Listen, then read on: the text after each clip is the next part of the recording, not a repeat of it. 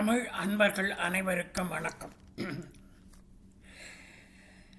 சென்ற பதிவிலே ஹனுமனை நோக்கி சீதா பிராட்டியானவள் கேட்கின்றார்கள், நீ எப்படி இவ்வளவு பெரிய கடலை தாண்டி வந்தாய் என்று கேட்கும்பொழுது ஹனுமன் அருமையான முறையிலே பதிலளிக்கிறான். அதாவது பிறவி பெருங்கடல் என்கின்ற பெரும் கடலை கடப்பதற்கு ராமபிரானுடைய தாள் அந்த பாதாரவிந்தங்களே உறுதுணையாக இருக்கும் என்கின்ற நிலையாக இருக்கும் பொழுது என்னால் இந்த சாதாரண கடலையை அவருடைய பாதாரவிந்தங்களை பற்றி கொள்கின்ற காரணத்தினாலே கடக்க முடியாதா? சுருங்க இடை ஒரு துணைவன் தூய தாள் ஒருங்கு உடை உணர்வினோர் ஓய்வியில் மாயையின் பெருங்கடல் கடந்தனர் பெயரும் பெற்றி போல கருங்கடல் கடந்தனன் காலினால் என்றான். அப்பேற்பட்ட மகிமையுடைய பாதாரவிந்தங்களை உடைய பெருமான் அவருடைய துணை கொண்டு நான் கடந்தேன் என்று அருமையாக தன்னுடைய பதிலை பதிவு செய்கிறான் ஆனவன். உடனே மீண்டும் பிராட்டிக்கு ஒரு சந்தேகம் ஏற்படுகிறது. இவரை பார்த்தால் அவ்வளவு வாட்டசாட்டமான உருவமாக தெரியவில்லை, ஒரு சின்ன குரங்கு போன்றுதானே தோன்றுகின்றது. இவ்வளவு சின்ன உருவத்தை வைத்துக்கொண்டு இவ்வளவு பெரிய கடலை தாண்டுவது என்பது சாதாரணப்பட்ட விஷயம் இல்லையே என்று கேட்கும் பொழுதுதான் ஹனுமன் தான் பார்ப்பதற்கு சாதாரண குரங்கு போல தன்னுடைய உருவத்தை மாற்றிக்கொண்டு நிற்கிறேன் என்பதை காட்டுவதற்காக பேருருவம் கண்டு விளங்குகிறார். அப்படி பேருருவம் கண்டு ஹனுமர் பெருமான் நிற்கும் பொழுது அதை பார்த்து வியப்படைகிறாள் பிராட்டியானவர்கள். அதில் என்ன தனிச்சிறப்பு என்றால், அவன் நின்று கொண்டிருக்கும் பொழுது அவன் காதுகளிலே அணிந்து கொண்டிருக்கக்கூடிய 2 குண்டலமும் வானத்தில் சூரிய சந்திரன் இருப்பதைப் போல அவ்வளவு அழகாக அவ்வளவு உயரத்திலே தெரிகின்றதாம். அந்த அளவுக்கு உயரமான உருவத்தை எடுத்து காட்சியளிக்கிறார் ஹனுமன். அதை பார்த்து வியப்படைகிறாள், பயப்படுகிறாள். பெண்தானே உடனே கேட்டுக்கொள்கிறாள், நீ இந்த இவ்வளவு பெரிய உருவத்தை எடுத்துக்கொள்ள வேண்டாம், அதை கொஞ்சம் சுருக்கி நீ சாதாரண நிலைக்கு வந்துவிடு என்று கேட்டுக்கொள்கிறாள். கண்தலம் அறிவோடு கடந்த காட்சியம் விண்தலம் இருபுடை விளங்கும் மெய்மையை குண்டலம் 2 அக்கோளில் மாச்சொடர் மண்டலம் 2 மாறு கொண்டவை.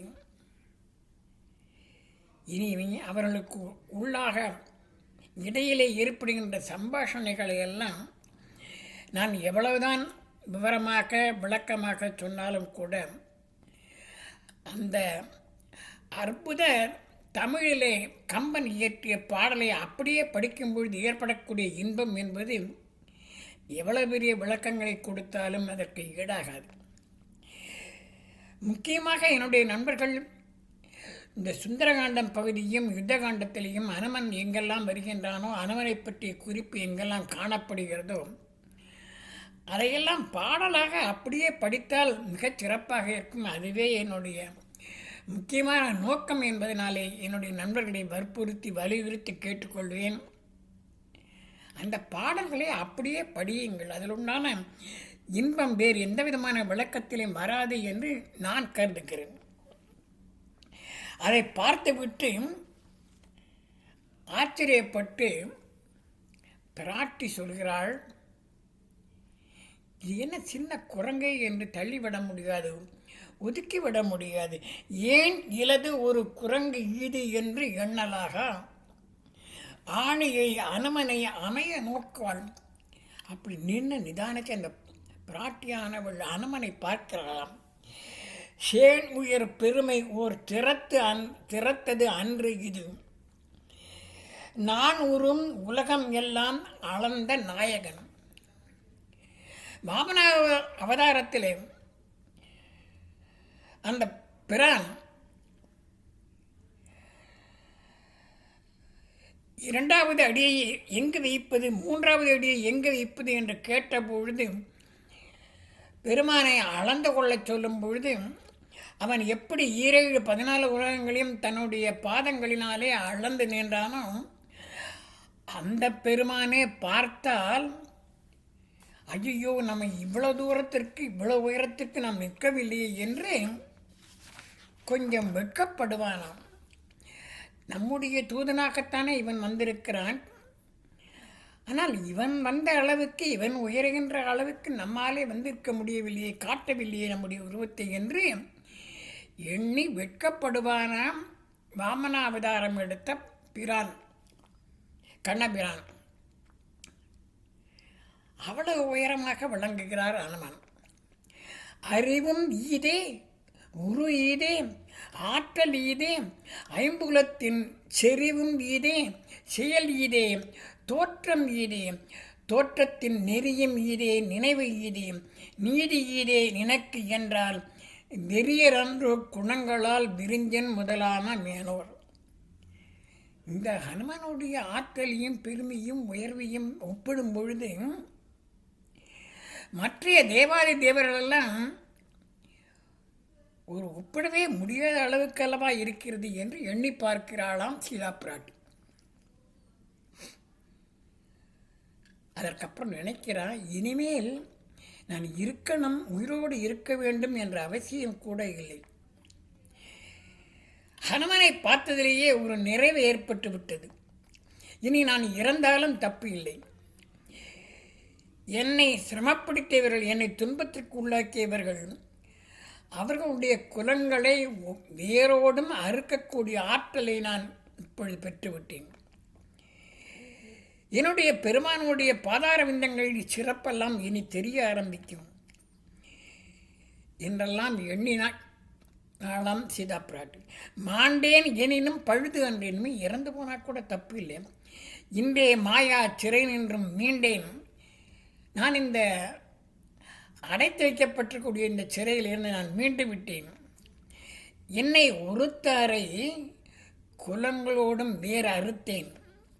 பூண்டேன் எம் கோன் புலம் கழலும், புகழே அன்றி புண்பழியும் தீண்டேன். இனி எனக்கு எந்த விதமான குறையும் ஏற்படாது என்றாலாம் லட்சுமியை ஒத்திருக்கக்கூடிய முகத்தினை உடைய சீதா பிராட்டியானவள். அதற்கு பின்னாலே ஹனுமன் பார்க்கிறான், நினைக்கிறான், எதுக்கு இவ்வளவு தூரத்துக்கு சிரமப்பட்டு கொண்டு உட்கார்ந்து கொண்டிருக்க வேண்டும்? என்னுடைய முதுகிலே மட்டும் பிராட்டி அமர்ந்து கொண்டாள் என்றால், கண் இமைக்கும் நேரத்திலே இந்த இலங்கையையோ இந்த கடலையும் தாண்டி எம்பெருமான் இருக்கக்கூடிய இடத்திலே கொண்டு பிராட்டியை விட்டு இறக்கி விட்டு விட மாட்டேனா? ஏன் கேட்கக்கூடாது என்று கேட்கிறான். பொன் தெனி புலம் கொடி என் மென்மயிர் பொருந்தி துன்றிய புயத்து இனிது இருக்க துயர் விட்டாய். உன்னுடைய கவலைகளெல்லாம் போய்விடும். சோஃபா செட்டு மாதிரி என்னுடைய உடம்புக்கு மேலே இருக்கக்கூடிய ரோமங்களெல்லாம் மெத்து மெத்துன்னு இருக்கிற காரணத்தினால் நீங்கள் உட்கார்ந்து கொண்டாய் என்றால், துயில் விளைக்க நீ கொஞ்சம் நேரம் தூங்கிட்டு இருக்கும் பொழுதே ஓர் இமைப்பின் நிறைவைகும் குன்று இடை உன்னை கொண்டு குதிப்பேன். இடை கொள்ளை நான் எங்கே நிறுத்த மாட்டேன், நான் ஸ்டாப் என்று கேட்கிறான். ஏன்னா எப்படி இருந்தாலும் குரங்கு அல்லவா, ஏனென்றால் பழைய பாடல்களிலேயே வரும், கண்டு வரும் என்றிருக்கும் காகுத்தன், கொண்டு வரும் என்றிருக்கும் குல முதல்வன். எப்படி நினைச்சிருப்பான்? ராமன் சீதா பிராட்டியை பார்த்து விட்டு இவன் செய்தியை கொண்டு வருவான் இந்த அனுமன் என்று எண்ணியிருக்கக்கூடும். அதே சமயத்தில் என்னுடைய குலக்கோன் குரங்கு இனத்தினுடைய தலைவனாக இருக்கக்கூடிய சுக்கிரவன் என்ன நினைச்சிருப்பான்? எடுத்துக்கொண்டு வந்து விடுவான் என்று எண்ணியிருப்பான். ஏன்னா இது இயல்பு என்று நான் அவனை என்னுடைய முதுகன் மேலே சுமந்து கொண்டு அங்கே கொண்டு விட்டு விடுவேன், நீ என்னுடைய முதுகன் மேலே ஏறிக்கொள்கிறாயா என்று கேட்கிறான். உடனே சொல்கிறாள், அப்பா உன்னுடைய ஆற்றலை பொறுத்த அளவில் நீ என்னை கொண்டு தூக்கி கொண்டு சென்று விட முடியும், ஆனால் என்ன இருந்தாலும் நீயும் ஒரு ஆண் தானே, உன்னை தொட்டு எப்படி உன்னுடைய முதுகு மேலே நான் ஏறிக்கொண்டு வருவேன்? அது குறைபட்ட ஒரு முறையாகும், அதற்கு நான் வரமாட்டேன் என்று மறுக்கிறாள். அரியது அன்று நின் ஆற்றலுக்கு ஏற்றது, உன்னுடைய திறமைக்கு அது முடியும். தெரிய எண்ணினை செய்தியும் செய்வதும் செய்தியே சொன்னீங்க. உரியது அன்று என் உள்ளம் ஓர்க்கின்றது. இது சரியான முறை அல்ல என்று என்னுடைய மனமானது எண்ணுகிறது. அது தவிர இப்படி முறையிலே என்னை நீ எடுத்துக்கொண்டு போவாயானால் எம்பெருமானுடைய வில் ஆற்றலுக்கு மாசு ஏற்படுமே. ஆரியன் வென்றி வெம்சிலை மாசு உணும், அவருடைய வில்லாற்றலுக்கு குறைவுபடும் என்று எண்ணி நான் வரமாட்டேன் என்று சொல்லிவிடுகிறார். அதுவும் தவிர என்னுடைய ஆற்றலை நீ குறைவாக எண்ணுகிறாயா? நான் எண்ணினேன் என்றால் என் சொல்லாலேயே இந்த இலங்கை மட்டுமல்ல, எல்லை நீத்த உலகங்கள் யாவையும் என் சொல்லினால் சுடுவேன். ஆனால் அது தூயவன் வில்லினுக்கு மாசு என்று வீசினேன், அது வேண்டாம் என்று எண்ணினேன். ஏனென்றால் அது என்னுடைய பெருமானுடைய வில்லாற்றலுக்கு குறைபட்டதாக ஆகிவிடும். அல்லல் மாற்றம் இலங்கையது ஆகுமோ, எல்லை நீத்த உலகங்கள் யாவும் என் சொல்லினால் சுடுவேன், அது தூயவன் வில்லின் ஆற்றலுக்கு மாசு என்று வீசினேன் என்று பெருமாட்டியானவள் சொல்கிறாள். அதையும் தவிர ஹனுமன் இடத்துல இன்னொரு முக்கியமான தகவலையும் தெரிவிக்கிறாள். ராவணனானவன் அவன் விரும்பி ஏதாவது பெண்ணிடத்திலே கேட்டு அந்த பெண் மறுத்தாள் என்றால், விருப்பப்படவில்லை என்றால், அப்படிப்பட்ட பெண்ணை தொடுவானேயானால் ராவணனுடைய தலையானது சுக்குநூறாக வெடித்து சிதறும் என்ற ஒரு சாபம் இருக்கிறது. அதனாலே நீ எந்த விதமான பயமும் கொள்ள வேண்டாம் என்று பிராட்டி சொல்கிறாள். அதற்கு மேலே ராமனிடத்தில் சொல்வதற்கு ஏதாவது முக்கியமான விஷயங்கள் நீங்கள் தெரிவிக்க வேண்டும் என்று எண்ணுகிறீர்களா என்று கேட்டபொழுது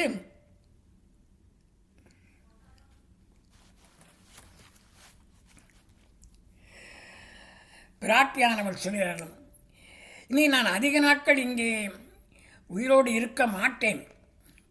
அதிகபட்சம் 1 மாதத்திற்கு மேலே நான் என்னுடைய உயிரை பிடித்து கொண்டு இருக்க விரும்பவில்லை.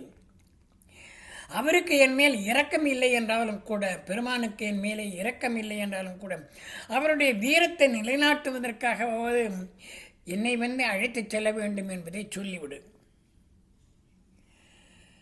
1 மாதத்திற்கு மேலே ஆகுமானாலும் அவர் எனக்காக வேண்டி நீர் இறைத்து கங்கைக்கரை ஆற்றங்கரை எனக்காக திவசம் செய்ய சொல்லிவிடு என்றும் சொல்லிவிடுகிறாள். அதோடு மட்டுமில்லாமல் பழைய சம்பவங்களையும் நினைவுபடுத்துகிறாள். என்னுடைய பிரான் கிளிக்கு பேர் சூட்ட வேண்டுமே என்று நான் கேட்டபொழுது சொன்ன ஒரு விஷயம், என்னுடைய தாயாக விளங்கக்கூடிய கைகைக்கு என்னுடைய பேரையே இதற்கு சூட்டு என்று சொன்னாரே, அதை ஞாபகப்படுத்து என்று நிகழ்ச்சி ஒன்றினையும் சொல்கிறாள். அதோடு மட்டுமல்லாமல் இன்னொன்றையும் சேர்க்கிறாள். என்னை திருமணம் செய்வதற்காக வந்திருந்து என்னை கரம் பற்றிய காலையில் ராமபிரான் எனக்கு ஒரு வாக்கு கொடுத்திருக்கிறார். வந்து என்னை கரம் பற்றிய வைகல்வாய் இந்த இப்பிறவிக்கு 2 மாதரை சிந்தையாலும் தொடேன் என்ற சொன்ன வரம் தந்தவாறு திருச்செவி சாற்றுவாய். என்னை திருமணம் செய்து கொள்வதற்காக வந்திருந்த என்னுடைய கரத்தை பற்றிய பொழுது என்னிடத்திலே பெருமான் சொன்னார்கள், என்னுடைய இந்த பிறவியிலே நான் வேறொரு பெண்ணை மனத்தாலும் நினைத்து பார்க்க மாட்டேன் என்று சொன்னார்கள். அந்த விஷயத்தை நீ ஞாபகப்படுத்தி, எனக்குத்தான் அதிர்ஷ்டம் இல்லாமல் போய்விட்டது. இந்த அழகான யானையின் மேலே ஏறிக்கொண்டு நான் இந்த அருமையான அயோத்திமா நகரத்தினுடைய வீதிகளிலே பலம் பெறுவதற்கு கொடுத்து வைக்காமல் போனேன். அரசு வீற்றிருந்து ஆளவும் ஆய்மணி புரசு ஆணையின் வீதியில் போகவும் விரசு கோலங்கள் காண விதியிலேன். உரை செய்வது என்ன? இனி அதெல்லாம் சொல்லி என்னப்பா பண்ணுறது? அதனால நீ இதையெல்லாம் ஞாபகப்படுத்து பெருமானுக்கு என்று பிராட்டி சொல்கிறாள் என்கின்ற அளவிலே இந்த பகுதியை முடித்துக்கொண்டு அடுத்த பகுதிகளை மேற்கொண்டு என்ன நடக்கிறது என்பதை பார்க்கலாம் என்று சொல்கிறேன். வணக்கம்.